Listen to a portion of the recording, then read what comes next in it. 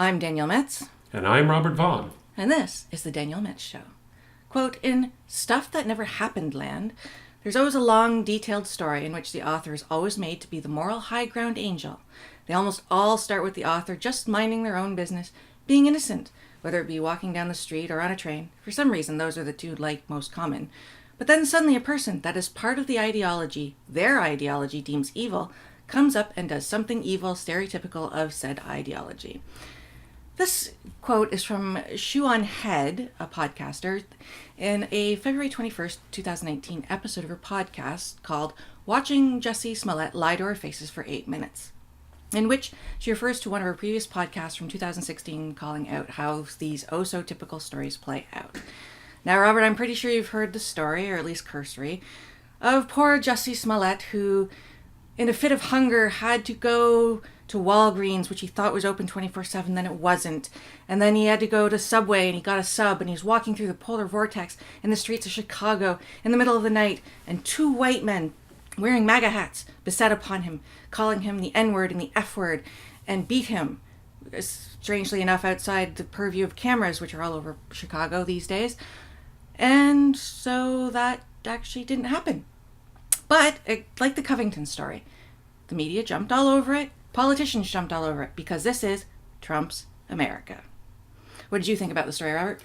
Well, before we begin, this is our second video Skyping broadcast, so I thought I'd do what everybody else does and have our just right mug. Now, if I did it properly, I'd have a spoon out of it, but... That's true. What we need is that... Well, we have the Danielle Metz mug. Come on. Oh, yeah. Well, this is a just right media water production, bottle. What did I think about the whole affair? Well, there's a number of things. First of all, I don't think that he actually said that they were wearing MAGA hats. They went and bought red hats, and they said MAGA country, and that's what he said. Yeah, they said this is MAGA country. But to clarify, this MAGA country, not this is MAGA country. This MAGA country. But I don't think he said, and TMZ, I think, clarified that he did not say they were wearing MAGA hats. I think that was actually added later as well. That was, the story kept changing, which is the first sign that it's not true. Also, the details about going to Walgreens, the Walgreens being closed, him contacting his agent, who is apparently in Australia at the time. It's like that quote from Shoe on Head, is that there's so many details that you're just like, it's too much information. Yeah, the only detail I'm really interested in is the fact that he may have lied, and I'm going to give him the benefit of the doubt. Amazing, eh? Well, he's already been charged, so... Oh, actually, he has been charged. He's been charged with filing a false report. I watched the Chicago police, give the press conference, I think it was yesterday. Yeah, he was arrested. He turned himself in, and I think he has been charged with filing a false police report, which can hold a maximum of 3 years in prison. And what they're asking for, unfortunately, is simply a letter of apology and maybe a small fine. You see, that is unacceptable to me. Totally. As a matter of fact, why don't I get right into that point right off the bat? Because this kind of behavior I consider to be terrorism. And I'll explain. I understand. He is actually using fear of a racist America, fear that you can't walk down the streets of Chicago as a black man without being accosted by MAGA country people and Trump supporters. So that's the fear aspect or the terror aspect of this crime.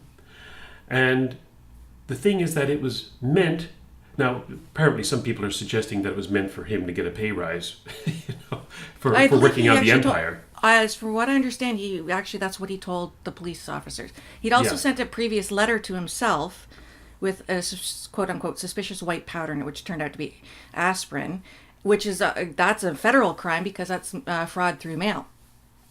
Yes, if he's found guilty of that. I don't know if he's confessed to it or not, but that was a few days before the event. Yeah, and he didn't get enough attention from that episode, so he had to invent a new one. So you have the one element of fear or terror, even though minor, because I wouldn't walk around the streets of Chicago at 2:30 in the morning anyway. In a polar anyway. vortex. Jeez. Yeah. And the second element is that it was political, and he made it political. Because if this was fabricated, and all indications seem to be that it was, even though he still is pleading innocent, he still says he didn't do it. today. If this was a politically motivated act of terror or making people think that they're living in a fearful country because of Donald Trump, then that deserves the maximum of 3 years in prison. This was not simply, what he did in 2007 where he just gave a false name when I think he was pulled over for DUI. This is completely different. This is not a simple matter of, my husband beat me up type of thing. And, well, he did beat him up, but, beat me up, but it wasn't as bad as I led on to be to the police. This isn't some domestic dispute. This isn't some robbery gone wrong or something like that. This is an act of political terrorism. Yeah, like hoax hate that they do all the time, and they always send up the swastikas or backwards on their car when they get vandalized, and then they set up a GoFundMe page, and then the story goes away. He brought politics into it, and he used the victimology of him being a gay black man in order to perpetrate this hoax. And because he knew that was a good selling point for the media, he'd get the attention he wanted in order to further his career. So it's almost like a publicity stunt, but using, like you said, political terror and sowing division. There could very well be something to that, because I looked at the ratings for The Empire, which is the show that he stars in. And I think they started off with an average of 17 million viewers, and that's plummeted over the 4 seasons. The 5th season has yet to be determined, but over the 4 seasons it went down to like 5, 6, 7 million. So less than half of their original viewership. So yeah, they may be in desperate straits there to get some people tuning in to that show. I've never seen it myself. Bits and pieces didn't look appealing to me. Have you? No, and I've never heard of Jussie Smollett before in my life. No, neither have most people haven't. So, and now everybody knows who he is. And the sad part is, and this is something that a lot of pundits are reporting on, is he'll do his mea culpa. He'll, but you have to realize it's part of the bigger narrative. It's part of the fact that as a black gay man, like Don Lemon on CNN, was excusing him. He said, now the problem with this now is that all the right-wing people are going to be, quote, eating his lunch. They're going to use him he's going to be victimized even further when he was never a victim in the first place. Yeah. So he can play this. He can spin this. This is actually not a detriment to him, even though he lied, even though he sowed division, even though, like you said, an act of terrorism, essentially, he's still going to benefit from this. Because he's got name recognition, and what do they say? As long as they spell your name right, there's no bad press. Well, yes, maybe not, though, because I heard that some of his co-actors and co-people on the Empire set are asking for his firing. So we'll see where that goes. That could be millions of dollars out of his pocket. So. Well, yeah, he's making apparently $60,000 an episode currently, which is not bad. That's not chump change, that's for sure. And then it's not the Big Bang Theory. No, it's not the Big Bang Theory. No. $1 million an episode for those guys. Well, yes, but I mean, how many people watch that as opposed to Empire? True but enough. you also look at Roseanne Barr, and you think she did one tweet. Yeah. And I actually believe her when she said she didn't know what she was saying was racist. And even if it was, who cares? And she lost her entire career. And I bet you with this guy, it's not going to happen. He's going to be fine. You're probably right. Let's just talk about some of the other things that came up with this when I heard about it. First of all, of course, it's the perennial journalism, jumping the gun, not finding out the facts. And I went and I looked at the ABC interview with him. Oh, that was funny. Yeah, they treated him as if he was speaking gospel. Yes. I read the CNN reports and the TMZ initial report on this incident. And again, it was no words of alleged attack, none of that. This was an attack.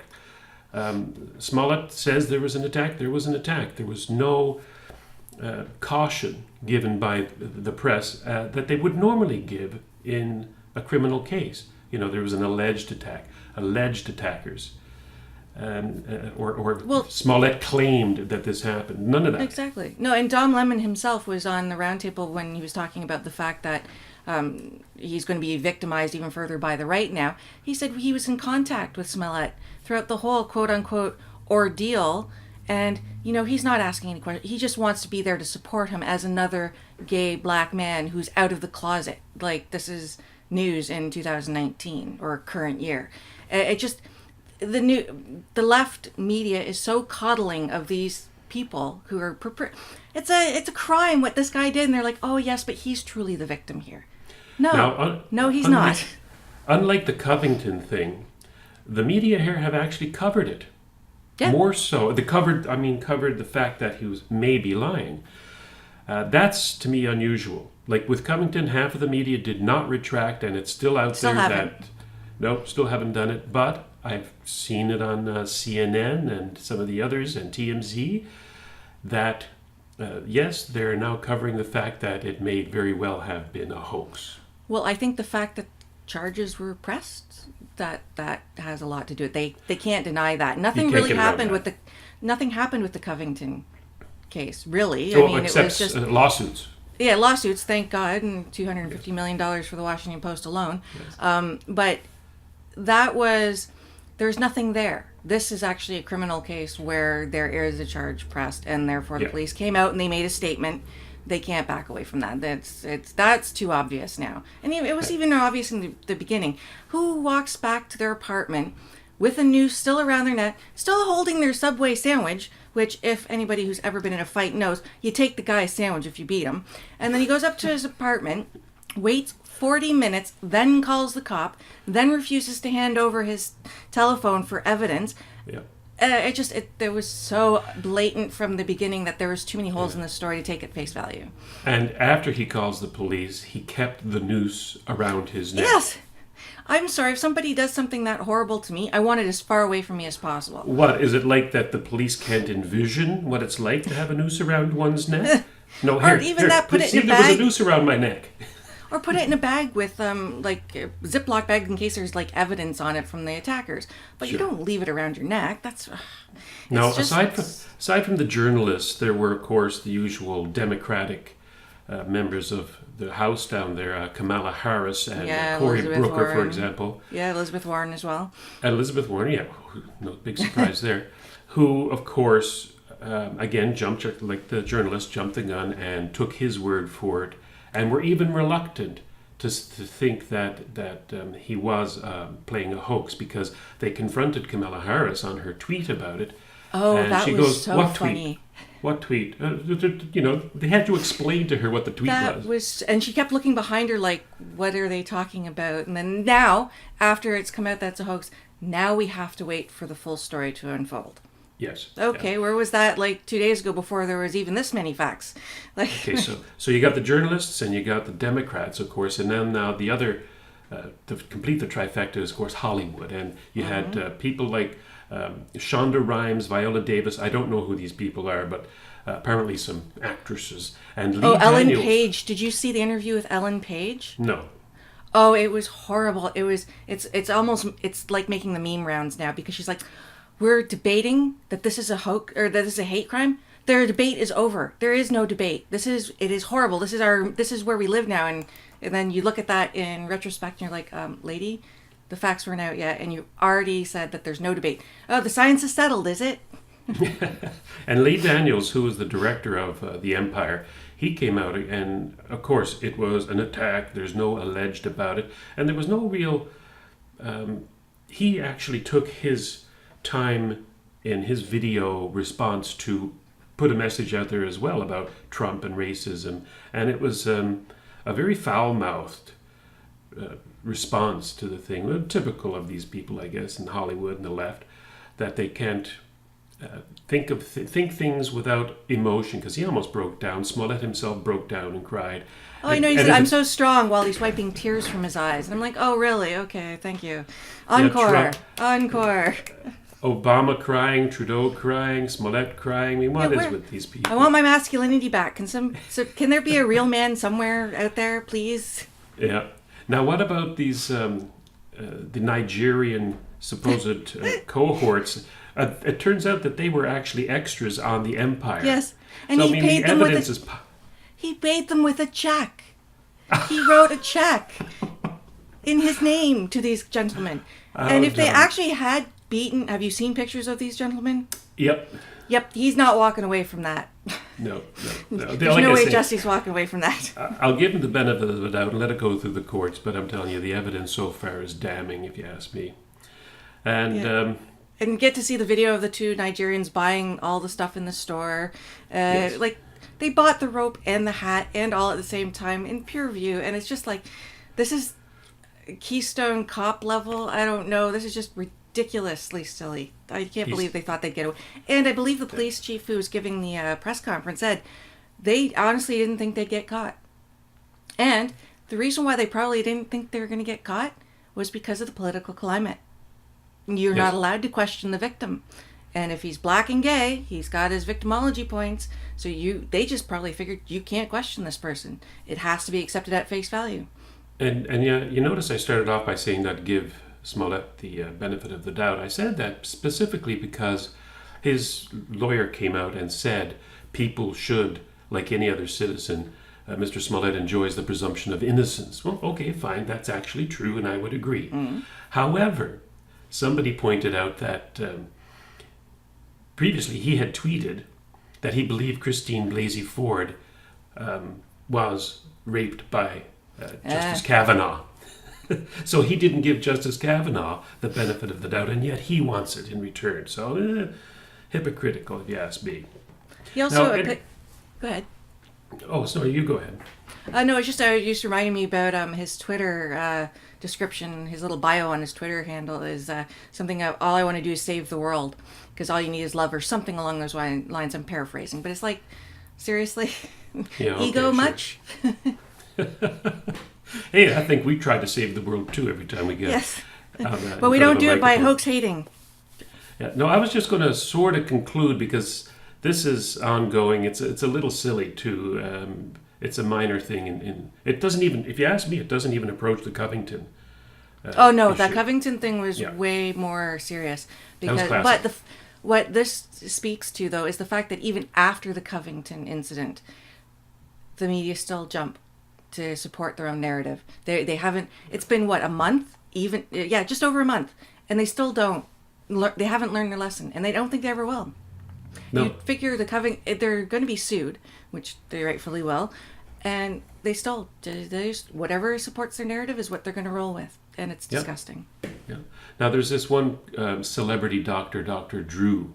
He appeared on TMZ and said that, in his opinion, Smollett doesn't have a mental issue. He has a character issue, and I think that's exactly right, and that's something that we can take out of this, because what is a good character in a person? It's a person with virtue, honor, who is honorable, honest, moral, decent, and it comes from the integration of living in a world where you understand how it works. Living in a world of facts and reality, you integrate them. That's where we get the word integrity when it's applied to character. And Mr. Smollett is not exhibiting these things, and he's a liar. I mean, that's already been proven. I'm not going out on a limb here by saying that he is a liar, because he is. Back in 2007, giving that false information to the police.